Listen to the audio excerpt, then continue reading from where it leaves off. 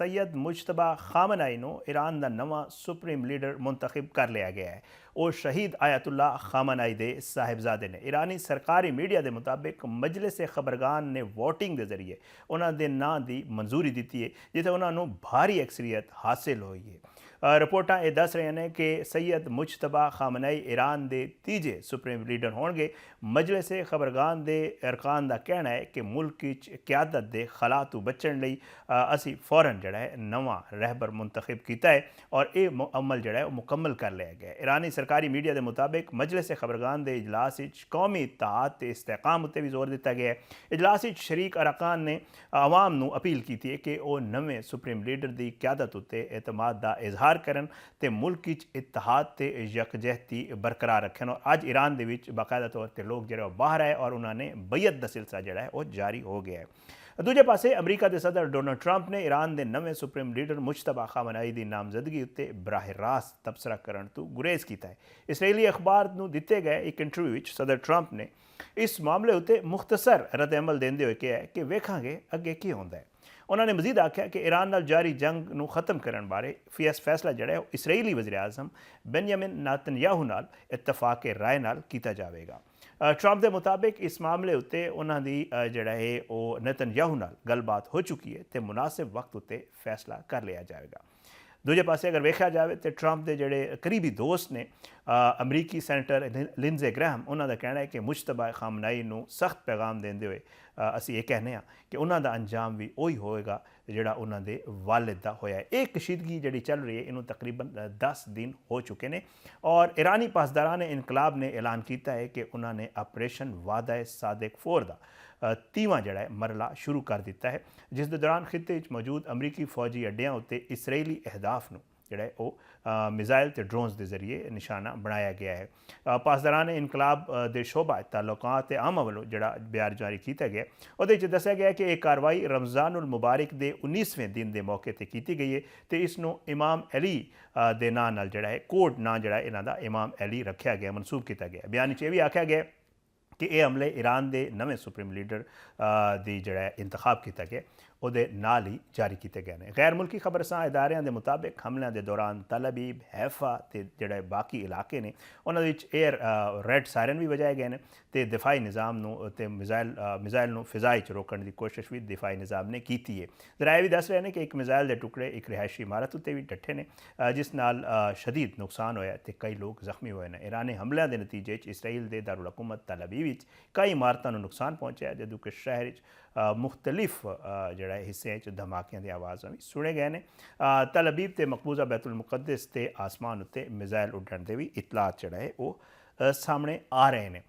Rescue ਟੀਮਾਂ ਨੇ ਦੱਸਿਆ ਜਾ ਰਿਹਾ ਹੈ ਕਿ ਮਲਬੇ ਦੇ ਥੱਲੋਂ ਜਿਹੜਾ ਹੈ ਉਹ ਲੋਕਾਂ ਦੀ ਤਲਾਸ਼ ਵੀ ਸ਼ੁਰੂ ਕਰ ਦਿੱਤੀ ਹੈ, ਜਦੋਂ ਕਿ ਸ਼ਹਿਰੀ ਹਿਫਾਜ਼ਤੀ ਪਨਾਹਗਾਹਾਂ ਵਿੱਚ ਮੁੰਤਕਿਲ ਹੋ ਗਏ ਨੇ ਔਰ ਤਜਜ਼ੀਆਕਾਰ ਇਹ ਦੱਸ ਰਹੇ ਨੇ ਕਿ ईरान ਤੇ ਇਸਰਾਈਲ ਜਿਹੜੀ ਵਿੱਚ ਜਾਰੀ ਕਸ਼ੀਦਗੀ ਹੈ, ਹਾਲੀਆ ਹਮਲੇ ਜਿਹੜਾ ਹੈ ਉਹਦੇ ਵਿੱਚ ਸ਼ਿੱਦਤ ਆ ਗਈ ਹੈ ਤੇ ਖਿੱਤੇ ਦੀ ਸੂਰਤ ਹਾਲ ਵੀ ਹੁਣ ਮੌਜੂਦਾ ਜਾਰੀ ਗੱਲ ਹੈ ਉਹ ਨਾਜ਼ੁਕ ਹੁੰਦੀ ਜਾ ਰਹੀ ਹੈ, ਕਿਉਂਕਿ ईरान ਜਿਹੜੇ ਖਲੀਜੀ ਮਮਾਲਿਕ ਵਿੱਚ ਅਮਰੀਕੀ ਅੱਡੇ ਨੇ ਉਹਨਾਂ ਤੇ ਹਮਲੇ ਕਰ ਰਿਹਾ ਤੇ ਖਲੀਜੀ ਮਮਾਲਿਕ ਦੀ ਤਰਫ ਕੋਲ ਵੀ ਰੱਦ ਅਮਲ ਆ ਰਿਹਾ ਔਰ ਸਾਊਦੀ ਅਰਬ ਨੇ ईरान ਵੱਲੋਂ ਖਲੀਜੀ ਮੁਲਕਾਂ ਵਿੱਚ ਜਾਰਹਾਨਾ ਕਾਰਵਾਈਆਂ ਦੀ ਸਖਤ ਮਜ਼ਮਤ ਕਰਦੇ ਹੋਏ ਕਿਹਾ ਹੈ ਕਿ ਜੇ ਕਸ਼ੀਦਗੀ ਜਾਰੀ ਰਹੀ ਤਾਂ ईरान ਨੂੰ ਉਸ ਦੀ ਸਭ ਤੋਂ ਵੱਡੀ ਕੀਮਤ ਜਿਹੜਾ ਉਹ ਚੁਕਾਣੀ ਪਵੇਗੀ ਔਰ ਇਹ ਪਹਿਲੀ ਦਫਾ ਇਤਨਾ ਸਖਤ ਇੱਕ ਸਾਊਦੀ ਰੱਦ ਅਮਲ ਸਾਹਮਣੇ ਆਇਆ।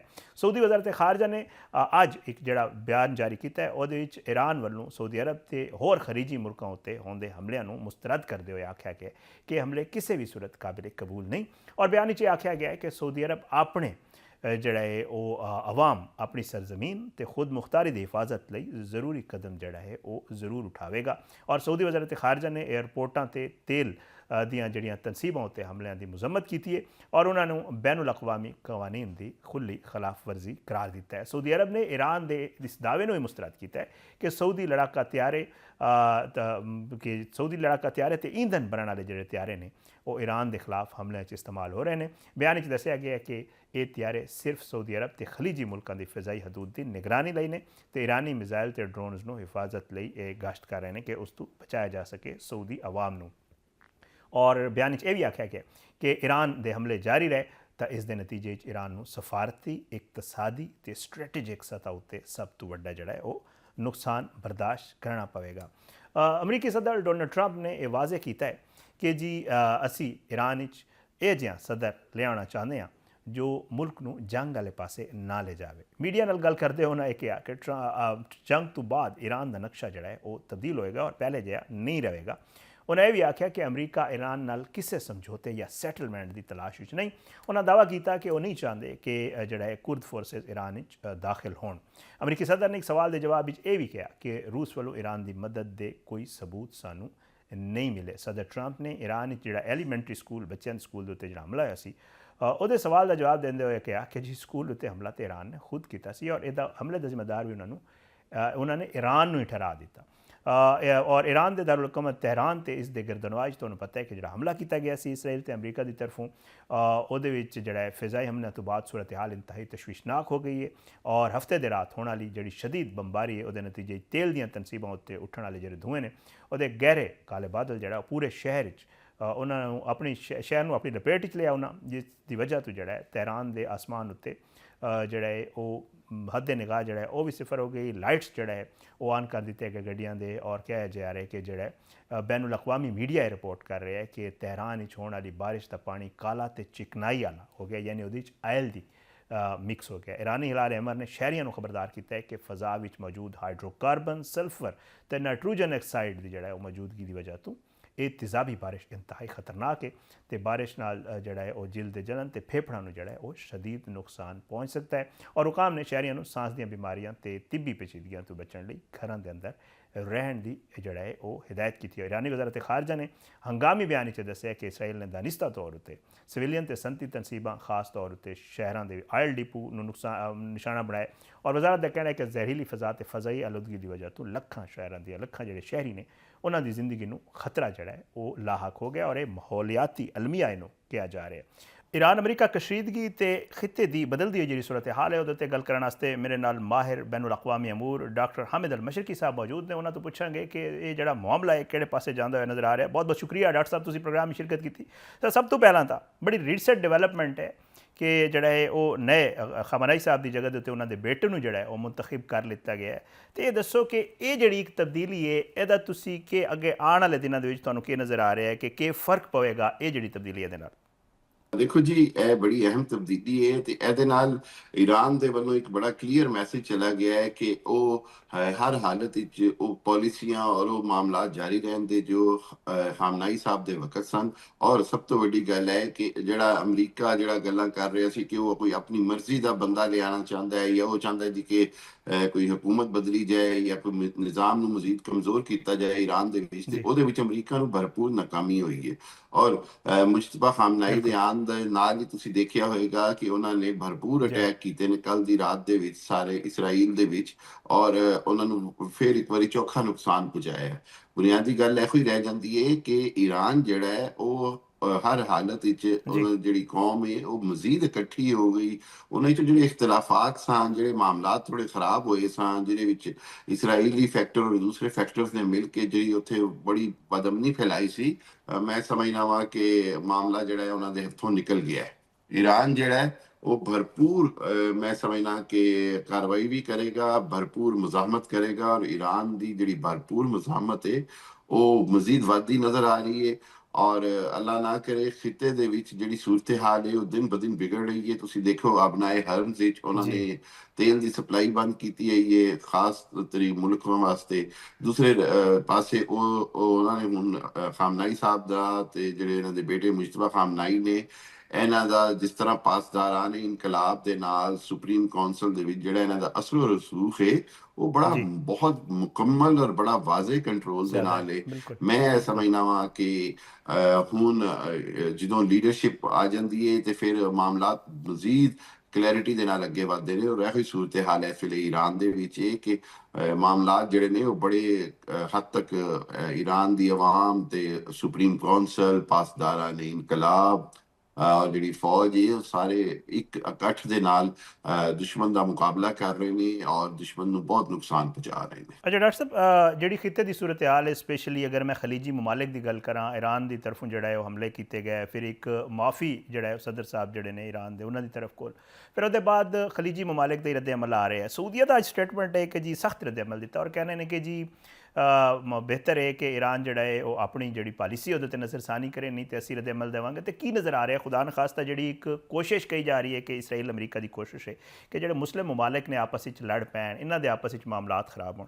ਤੇ ਕੀ ਨਜ਼ਰ ਆ ਰਿਹਾ ਕੋਈ ਮਾਮਲਾ ਇੱਥੇ ਖਲੀਜ ਵਿੱਚ ਜਿਹੜੀ ਸਾਡੀ ਜਿਹੜੇ ਖਲੀਜੀ ਮਮਾਲਿਕ ਨੇ ਆਪਸ ਵਿੱਚ ਉਹਨਾਂ ਦਾ ਕੋਈ ਮਸਲਾ ਵੱਧਦਾ ਹੋਇਆ ਤਾਂ ਨਜ਼ਰ ਨਹੀਂ ਆ ਰਿਹਾ ਤੁਹਾਨੂੰ? ਦੇਖੋ, ਇਹ ਗੱਲ ਇਹ ਕਿ ਈਰਾਨ ਨੇ ਇਹ ਜੰਗ ਸ਼ੁਰੂ ਹੋਣ ਤੋਂ ਪਹਿਲੇ ਵੀ ਕਿਹਾ ਕਿ ਜੀ ਜਿਹੜੇ ਅਮਰੀਕੀ ਮਫਾਦਾਤ ਜਾਂ ਅੱਡੇ ਜਿਨ੍ਹਾਂ ਮੁਲਕਾਂ 'ਚ ਵੀ ਨੇ, ਮੈਨੂੰ ਮਜਬੂਰਨ ਉਹਨਾਂ ਤੇ ਹਮਲਾ ਕਰਨਾ ਪਏਗਾ।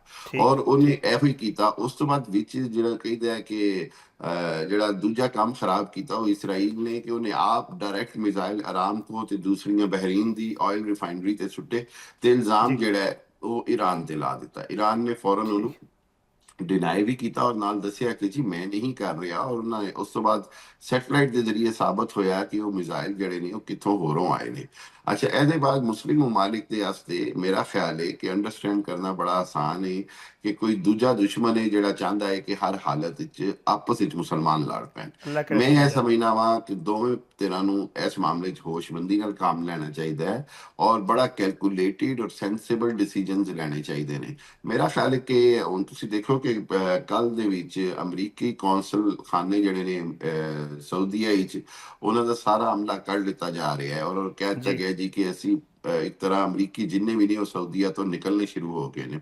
ਮੇਰਾ ਠੀਕ ਖਿਆਲ ਹੈ ਅਗਰ ਇਹ ਹੋ ਜਾਂਦਾ ਤਾਂ ਫਿਰ ਈਰਾਨ ਦੇ ਕੋਲ ਕੋਈ ਵਜ੍ਹਾ ਨਹੀਂ ਰਹਿ ਜਾਏਗੀ ਕਿ ਉਹ ਸਾਊਦੀਆ ਦੇ ਉੱਤੇ ਹਮਲੇ ਕਰੇ। ਔਰ ਸਾਊਦੀਆ ਦੀ ਅਗਰ ਉਹ ਬੇਸਿਸ ਦੇ ਉੱਤੇ ਰਹਿ ਜਾਂਦੇ ਨੇ ਫੌਜੀ, ਤੇ ਉਹ ਵੀ ਉਹਨੂੰ ਚਾਹੀਦਾ ਹੈ ਕਿ ਜ਼ਿਆਦਾ ਕੰਸਨਟ੍ਰੇਸ਼ਨ ਜਿਹੜੀ ਹੈ ਉਹ ਤਲਬੀਬ, ਹੈਫਾ ਤੇ ਇਸਰਾਈਲ ਦੇ ਖਿਲਾਫ ਕਰੇ।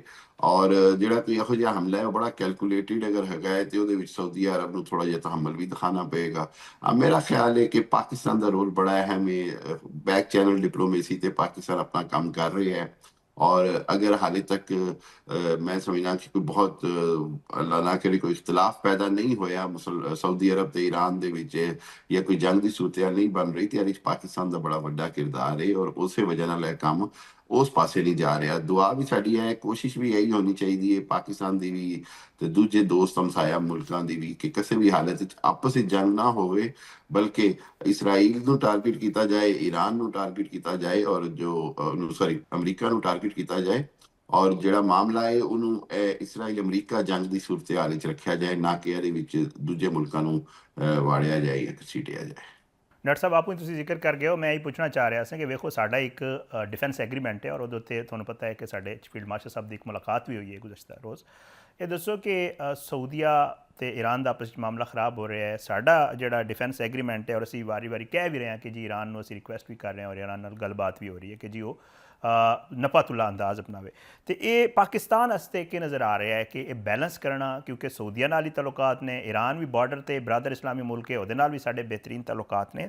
ਤੇ ਪਾਕਿਸਤਾਨ ਦੀ ਇੱਕ ਤੇ ਦੱਸ ਦਿਓ ਜਿਹੜੀ ਕੋਸ਼ਿਸ਼ ਤੁਸੀਂ ਦੱਸ ਰਹੇ ਹੋ ਕਿ ਪਾਕਿਸਤਾਨ ਕੋਸ਼ਿਸ਼ ਕਰ ਰਿਹਾ, ਦੂਜਾ ਪਾਕਿਸਤਾਨ ਵਾਸਤੇ ਕਿੰਨਾ ਇੱਕ ਮੁਸ਼ਕਿਲ ਹੋਏਗਾ ਇਹ ਬੈਲੈਂਸ ਕਰਨਾ ਕਿ ਖੁਦਾ ਨਾ ਖਾਸਤਾ ਅਗਰ ਐਸਕਲੇਟ ਹੁੰਦਾ ਮਾਮਲਾ? ਦੇਖੋ, ਵਾਕਈ ਬੜਾ ਮੁਸ਼ਕਿਲ ਸੂਰਤ-ਹਾਲ ਹੈ ਪਾਕਿਸਤਾਨ ਵਾਸਤੇ। ਇੱਕ ਗੱਲ ਬੜੀ ਅਹਿਮ ਹੈ ਕਿ ਬਿਲਕੁਲ ਪਾਕਿਸਤਾਨ ਦਾ ਸਟ੍ਰੈਟੇਜਿਕ ਮੁਆਹਿਦਾ ਹੈਗਾ ਸਾਊਦੀ ਅਰਬ ਦੇ ਨਾਲ, ਔਰ ਪਾਕਿਸਤਾਨ ਦਾ ਮੁਆਹਿਦਾ ਵਿੱਚ ਹੈਗਾ ਕਿ ਪਾਕਿਸਤਾਨ ਸਾਊਦੀਆ ਨੂੰ ਬਚਾਏਗਾ ਹਮਸਾਇਆ ਮੁਲਕ ਆਪਣਾ ਕਿਸੇ ਵੀ ਹਮਲੇ ਤੋਂ।